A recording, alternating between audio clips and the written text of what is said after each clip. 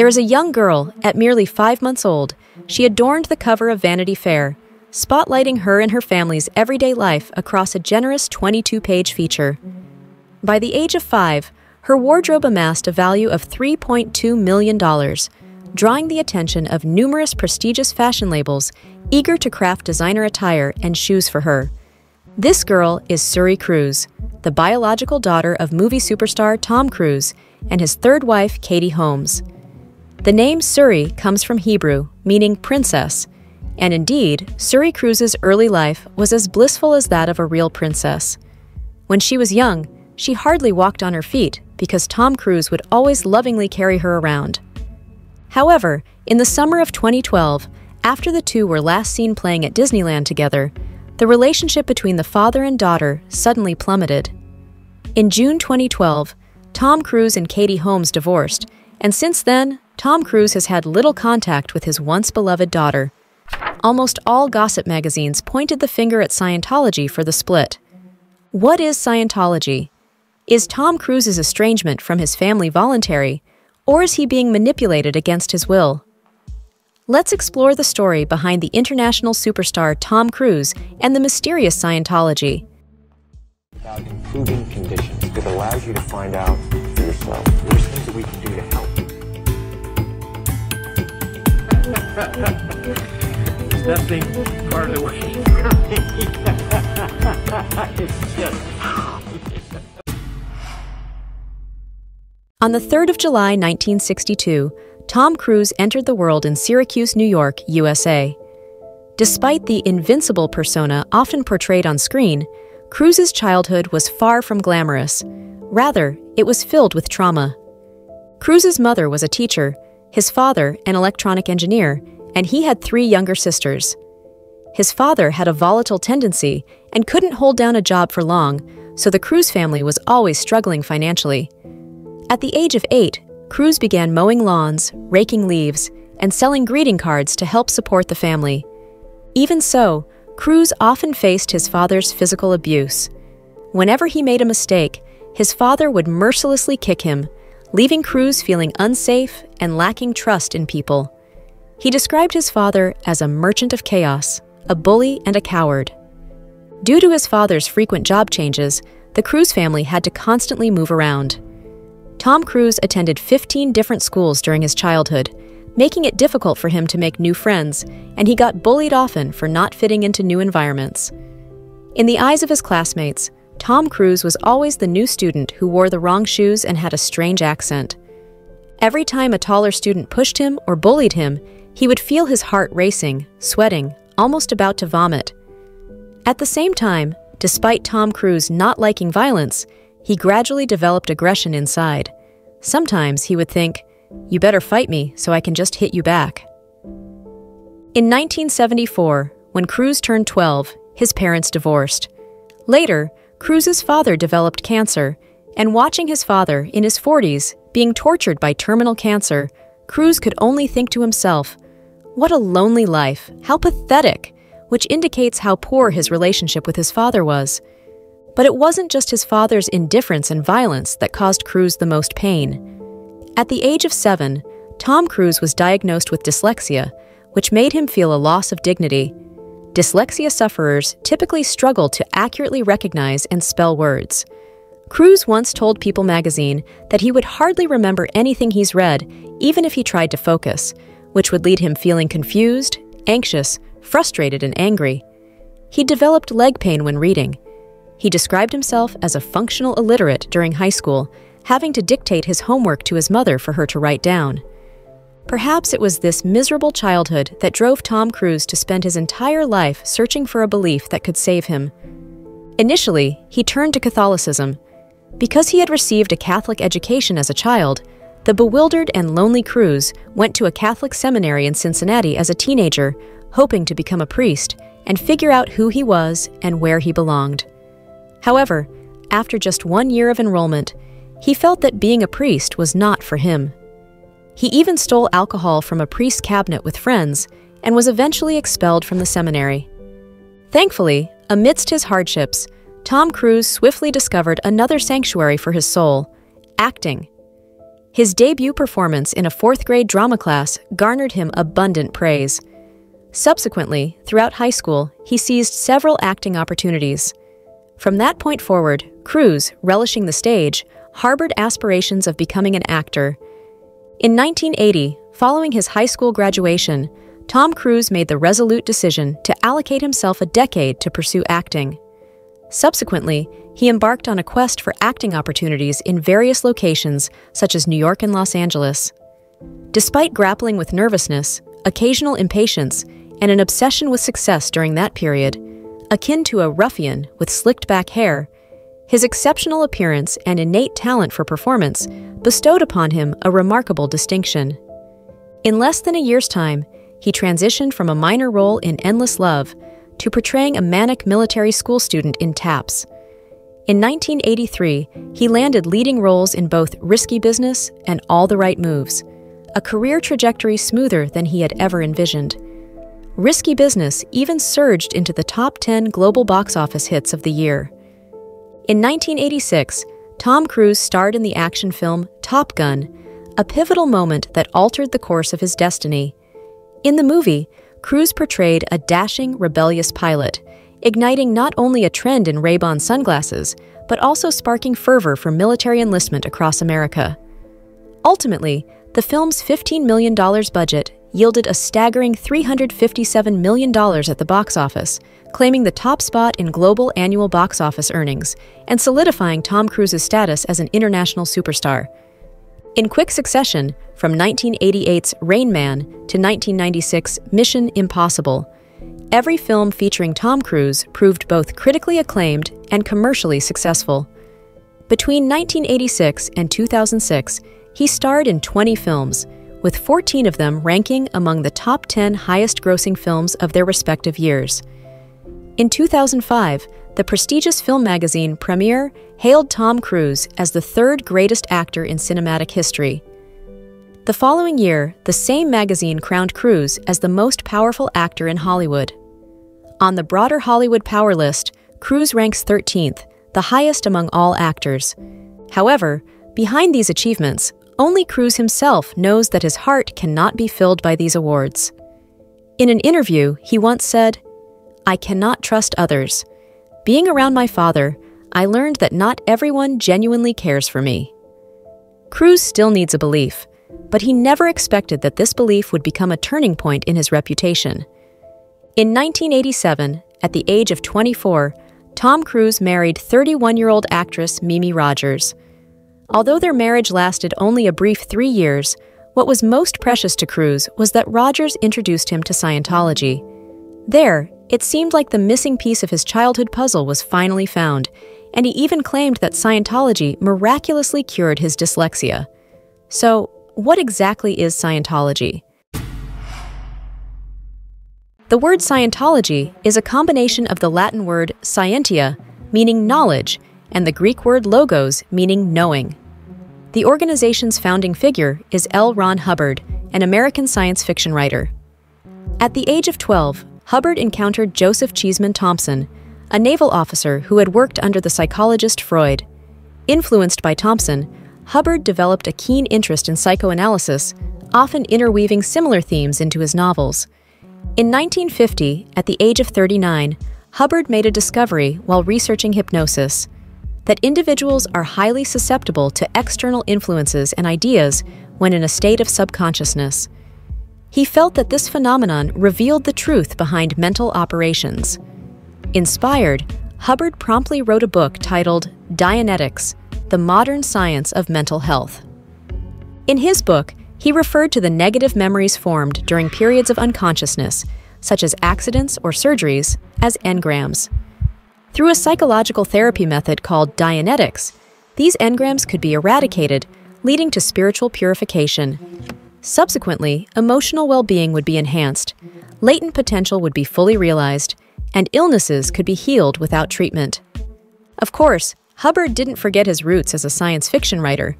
He claimed that humans existed 74 trillion years ago and hinted at the possibility of human origins on Venus.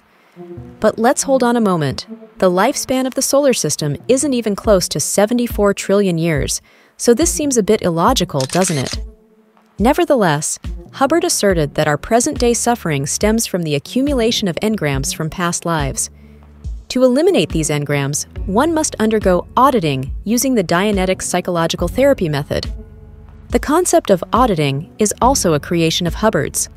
Its process involves an auditor posing questions, focusing on eliciting responses that evoke feelings of pain and repression in the subject.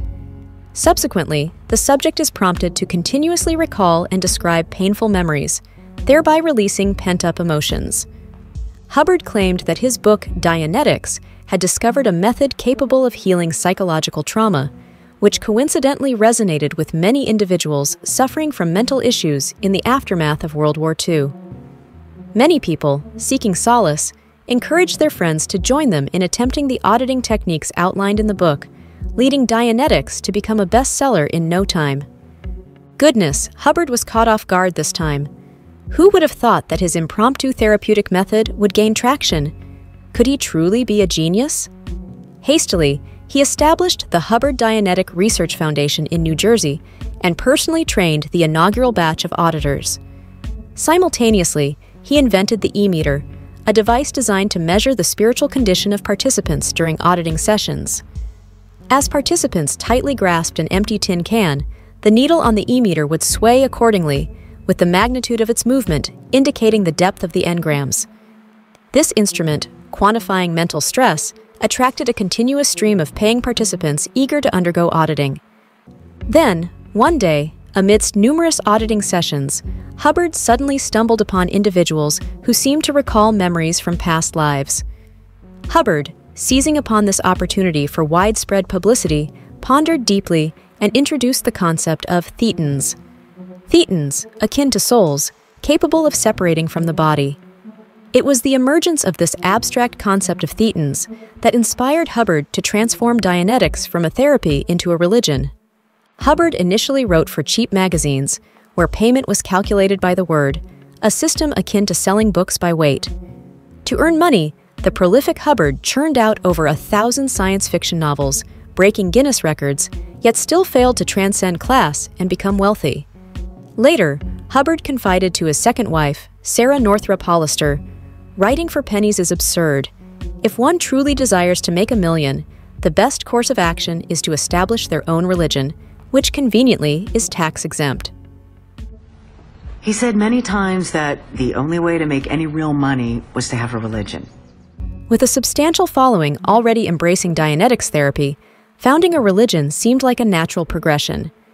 So, in 1952, Hubbard established Scientology with Dianetics therapy at its core. In promotional material, he asserted to have cleansed 270 types of engrams, significantly enhancing the intelligence of those cleansed. In church promotional materials, Hubbard wrote, "Scientology aims to help you reclaim your innate spiritual abilities. There is no enforced belief here, nor is it dictatorial. Instead, Scientology doctrine is about believers believing in themselves. Joining the church is a journey of self-discovery. Scientology seeks a world free from sin, madness, and war. A world where capable individuals attain success, honest individuals gain power, and humanity is free to pursue spiritual elevation." This utopian vision resonated deeply with the psychological needs of post-World War II individuals, thus attracting numerous followers. Perhaps Hubbard was truly a science fiction writer derailed by religion, as he was exceptionally adept at storytelling. He claimed to be a nuclear physicist, stating that he suffered severe injuries during World War II while serving in the U.S. Navy and became lame and blind in a naval hospital, only to recover his health within 2 years using Dianetics therapy. However, the production team of the HBO documentary, Going Clear Scientology and the Prison of Belief, unearthed medical records from Hubbard's naval service, which revealed that he only suffered from minor ailments such as conjunctivitis and arthritis. Hubbard also failed university courses in molecular and atomic physics, making it implausible for him to be a nuclear physicist. However, none of these factors have dampened the reverence that followers hold for Hubbard. The reason behind this lies in the fact that auditing has indeed helped many individuals alleviate their mental anguish. Perhaps the process of auditing is somewhat akin to psychological counseling. Some individuals report feeling a sense of emotional relief after undergoing auditing. That confessional nature makes you feel better. Some feel a sense of immense relief at the mere mention of the organization offering auditing sessions, as if a weight has been lifted off their shoulders. Somebody would say, "Oh, you're going to have a session." I would feel better just hearing that. In order to convince followers that their spiritual state has genuinely improved, Scientology also offers a series of personal growth courses, the outcomes of which are linked to the individual's spiritual level. The highest level is Thetan Level 8, where individuals possessing such souls are believed to have telekinetic abilities, the capacity to read minds, and even powers like self-healing from cancer. The entry fee for participating in these courses is $500, but completing the training for the first 3 levels would cost roughly $100,000. The Church also presents awards to outstanding students as an incentive for others to continue paying to advance their spiritual levels. However, this money isn't spent in vain. Upon completing the courses, students receive a mysterious gift. This gift is highly confidential. You must carefully conceal it in your briefcase, ensuring that others don't come into contact with it, as its energy could potentially harm those with lower spiritual levels. Some students return home, open their briefcase, only to find that this mysterious gift is actually a science fiction manuscript by Hubbard. Well, it can only be said that a guru who doesn't want to sell novels isn't exactly a great writer.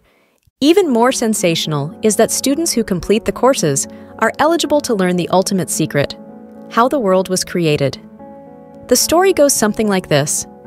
750 million years ago, humans lived in an environment similar to today's, wearing clothes, driving cars, and living in houses much like ours.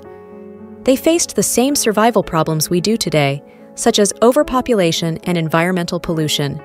They elected a supreme ruler named Xenu to solve these survival challenges. Xenu injected some people with drugs, froze them, and then threw them into spaceships. The spaceships flew to a prison planet called Tigik, which is actually Earth. The frozen people were dropped near volcanoes, and then Xenu detonated hydrogen bombs in the volcanoes, causing the souls of these frozen people to be blown out. These blown-out souls are called Thetans, and Xenu implanted them with memories, including events like the crucifixion of Jesus. When a newborn baby is born, Thetans enter their bodies and become their souls. Several Thetans may enter the same body, leading to conflicts between them, which is why we experience negative emotions such as depression and pain. The solution is auditing. Naturally, this theory is somewhat challenging to grasp, but it makes sense to Scientologists. However, some adherents are discontented, feeling that after dedicating 7 or 8 years to the Church and investing tens of thousands of dollars, the ultimate reward is merely a story. In that regard, focusing on our channel, Wow Stories, might offer better storytelling value for the investment. Joking aside, by 1978, the Church of Scientology had attained considerable scale. They claimed to have 38 church organizations in the United States, 172 missions globally, and 5.44 million followers. However, the veracity of these numbers remains unverifiable to the public. Over the years, Scientology has been consistently controversial. If you were to Google Scientology, you'd find that some countries label it as a cult, although this isn't the case everywhere. There are also accounts from former followers detailing their difficult journeys of leaving the Scientology Church. What particularly unsettles adherents is that every auditing session involves auditors documenting every word uttered by participants in written form. Intimate relationships, sexual activities, criminal endeavors, these details could potentially be exploited by malicious individuals, serving as leverage to blackmail and threaten participants. Some also contend that this form of auditing, involving elements of hypnosis, carries inherent risks. L. Ron Hubbard's eldest son, L. Ron Hubbard Jr., once remarked in an interview, "Scientology is essentially a game that combines power, money, and intelligence gathering." In 1967, Scientology had amassed a significant income through book sales and auditing services. Hubbard sought tax-exempt status for Scientology, but his request was denied. Authorities cited that a considerable portion of Scientology's income was being used for Hubbard's personal expenses. In 1986, at the age of 74, Hubbard passed away from a stroke. However, according to Scientology doctrine, he simply dropped his body to continue his research in a higher realm, allowing his thetan to transcend physical limitations. Following Hubbard's passing, David Miscavige became the second leader of the church. He was even more ambitious and driven by financial gain than Hubbard. In the late 1980s, to avoid taxes, Miscavige led the church into a battle with the Internal Revenue Service, IRS. He mobilized Scientologists to file 2,400 lawsuits against both the IRS and its employees, and published books exposing alleged professional crimes committed by IRS officials. In 1993, the IRS finally relented and conceded to Scientology's tax-exempt status. This not only relieved Scientology of millions in taxes, but also tacitly acknowledged it as a legitimate religion. At the celebratory event, IRS officials even posed for photographs alongside Scientology members. David Miscavige's ultimate goal was not merely wealth, but elevating Scientology's status in the public eye. At this juncture, the prominent follower Tom Cruise emerged as the prime candidate. For Tom Cruise, the label of being dyslexic was truly agonizing. When he was diagnosed as a child, he felt deeply confused and asked serious questions. What is normal? Who decides what's normal or not? I don't understand what not normal means. In his quest to address his own issues, he delved into psychiatry, only to find that the labels often assigned were meaningless and didn't address the real problems. This left him deeply disillusioned with psychiatry. He once candidly stated on NBC's Today show, "I've never agreed with psychiatry. It's a pseudoscience." Tom Cruise has also been continually searching for new treatment methods. In 1987, introduced by his first wife, Cruise encountered Scientology. Perhaps it was through auditing that he confronted the pain of his childhood, or maybe the encouragement from other members of the church gave him immense confidence. But miraculously, Cruise's dyslexia was seemingly cured. This significant breakthrough fostered an unwavering trust in Scientology for him, to the extent that he attributed his smooth and safe experiences in filmmaking solely to the teachings of Scientology. Scientology also garnered significant reverence from Tom Cruise. In a video from a Scientology convention, Cruise delivered a speech to thousands of followers, with the current leader, Miscavige, standing beside him. At the conclusion of his speech, Cruise paid a vigorous tribute to Hubbard's portrait with a forceful gesture. Dweller H. Subsequently, each of Cruise's romantic relationships and marriages was overshadowed by Scientology. In 1990, while filming Days of Thunder, Cruise met his second wife, Nicole Kidman, and the two quickly married. Although Kidman joined Scientology with Cruise, she wasn't as enamored with the church, likely due to her father being a legitimate clinical psychologist. Over the course of their 10-year marriage, Cruise's ties with Scientology began to loosen noticeably, with his involvement in church affairs gradually waning. This shift raised considerable concern within the ranks of Scientology's leadership, particularly David Miscavige.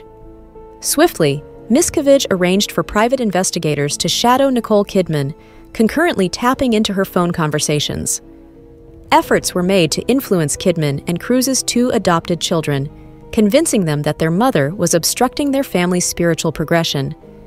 Meanwhile, Cruise underwent extensive auditing sessions, meticulously scrutinized to convince him that Kidman was a barrier to his spiritual ascension. Eventually, in 2001, Cruise and Kidman parted ways. Seizing the moment, Scientology provided Cruise with a comprehensive 3-year auditing program. By 2004, Cruise had undergone a thorough re-education. Observing Cruise's return to the fold, Miscavige realized that no one could serve as Scientology's advocate better than him. Consequently, Cruise was promptly awarded the Freedom Medal of Valor, and a 35-minute video was produced praising his achievements in advocating Scientology to 1 billion people. Cruise also demonstrated remarkable dedication after divorced with Kidman. Freed from the constraints of his marriage, he enthusiastically promoted Scientology to others and actively sought to establish Scientology's religious status in Europe. Despite Scientology being labeled as a cult in many European countries, Cruise made efforts in 2005 to persuade a Parisian parliamentarian, albeit unsuccessfully. In the United States, he turned his attention to influencing fellow actors, aiming to elevate Scientology to the status of a mainstream religion in Hollywood. At this juncture, Cruise had unmistakably become the premier spokesperson for Scientology. To uphold this esteemed position, Scientology was prepared to offer him an array of privileges, spanning from luxury vehicles, motorcycles, and private aircraft to the establishment of a farm in the desert. Essentially, anything Cruise desired, Scientology was eager to accommodate. Rumors even circulated suggesting that merely at Cruise's mention of desiring a girlfriend, the church promptly endeavored to arrange a potential companion for him. The genesis of this rumor dates back to the pages of Vanity Fair magazine in October 2012. The report suggested that in 2004, the leader of Scientology purportedly aimed to orchestrate Cruise's romantic entanglements, initiating a screening process within the church's ranks. Iranian-born actress Nazanin Boniadi was allegedly chosen due to the perception that she possessed considerable adaptability as a devoted adherent. In a bid to appeal to Cruise, the church orchestrated various cosmetic enhancements for her, such as the removal of braces, a hair color transformation, and the careful curation of high-end clothing and accessories. Additionally, given Boniadi's existing relationship, the church allegedly circulated a video showing her partner engaging in infidelity, leading to their separation. Following the execution of a confidentiality agreement, Boniadi seamlessly relocated to New York and assumed the position of Cruise's girlfriend. Initially, Nazanin and Tom Cruise got along very well, but there was one incident where Tom Cruise got angry because Nazanin didn't speak to the leader with enough respect. Shortly after, they broke up. Afterwards, Nazanin vented to a friend and church member about it, and when the church found out, she was punished by being forced to scrub toilets and floor tiles on her knees at midnight. Eventually, Nazanin left the Church of Scientology. Of course, the Church of Scientology denies all of this. Following his split with Boniadi, Cruise commenced dating actress Katie Holmes in April 2005. This time around, Cruise was notably open about his admiration for Holmes, displaying no inhibitions. During an appearance on The Oprah Winfrey Show, while discussing intricacies of their relationship, Cruise even leaped up from the couch in excitement. In 2006, the couple exchanged vows at the Undisclosed Castle near Rome and welcomed their cherished daughter, Suri Cruise, into the world. Media outlets affectionately coined the term Tomcat to commemorate their union. However, Holmes couldn't escape Cruise's enthusiastic endorsement of Scientology. After joining the Church of Scientology, she fell under strict surveillance by the church, and all contact with non-Scientologist friends was severed. She was compelled to participate in various courses organized by the church and undergo auditing, where she had to divulge her private thoughts and experiences. The Church of Scientology mandates that the children of its followers undergo auditing device examinations by the age of 6, a process somewhat akin to a lie detector test. In 2012, Katie and Tom Cruise's daughter, Suri, turned 6. Perhaps to protect her daughter, Katie decided to divorce Cruise that year. She dismissed her driver and bodyguards, as they were all arranged by the Church of Scientology as informants. Simultaneously, she rented a secret apartment to discuss the divorce details with her father, who is a lawyer. During the filming of Oblivion amidst the stark landscapes of Iceland, Katie phoned to formally initiate their divorce proceedings. This call came at a time when Cruise had already narrowly escaped accidents on set, adding to the weight of the news. However, it's possible that Cruise's past divorces had imparted valuable lessons. Reflecting on this, he noted, "Life is a blend of tragedy and comedy. Understanding its humor took me quite some time." On the 29th of June 2012, the former Golden couple ultimately divorced, with the negotiation process concluding in a remarkably brief 11 days. Katie conveyed to the media, "I'm determined not to let Tom Cruise's radical religious beliefs affect our child." Consequently, she successfully obtained sole custody of Suri, while Cruise was granted a maximum of 10 days per month for visitation. It's a poignant fact that, based on publicly available information, Cruise has never exercised this right. Not even for a single day has he visited Suri again. It's a valid curiosity, isn't it? Cruise doesn't strike as someone easily fooled, And with his father's violence, he'd understandably be skeptical. One would think a bloke like him wouldn't just buy into Scientology easily, let alone avoid his own kin. So what's really behind his fervent devotion, even to the point of shunning his own family? The truth might just be that Cruise is not as simple as he seems. In the HBO documentary, Going Clear Scientology and the Prison of Belief, you witness two entirely different types of individuals within the Scientology church. One type comprises those who eventually leave the church, accusing it of spiritual control, physical imprisonment, and torment. The other type includes celebrities like Tom Cruise, who appear glamorous and lavish praise upon the church. In 2013, Hollywood actress Leah Remini, who escaped from the church, stated that Tom Cruise's position within the church was above reproach. In 2005, Cruise faced a public relations crisis and tabloid attacks, tarnishing his image.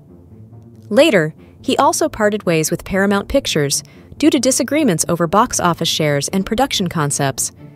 However, none of this could stop him from returning to the top. In 2010, with Mission Impossible 4, in 2014, with Edge of Tomorrow, and in 2022, with Top Gun Maverick, among others. These films not only earned him 3 Golden Globe Awards and the prestigious Golden Palm Award, but also, as a producer, made him one of the highest-paid actors in the world. Behind Tom Cruise's seemingly divine crisis management skills, was there any assistance from the church? We may never know. On the other hand, Tom Cruise's endorsement has attracted a steady stream of high-net-worth clients to the Church of Scientology. These clients continuously provide funds to the church, while also serving as the public face for its public relations and promotion efforts. As spectators, it's challenging for us to determine whether Cruise was bewitched, controlled, or willingly engaged in a mutually beneficial relationship with the church. In any case, the outcome is that they both achieved their respective successes. Finally, let's circle back and add a bit more to the story of Scientology's founder, Hubbard. During World War II, although Hubbard didn't suffer any serious injuries, the war still had an impact on his psyche. In October 1947, he sought help from the United States Veterans Administration because he was experiencing long periods of moroseness and suicidal inclinations. He also wrote to the FBI, claiming that communist spies were searching for him. However, the FBI dismissed his letters as paranoid.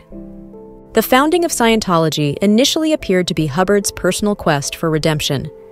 Hubbard once expressed to his followers that conventional auditing was no longer sufficient for him.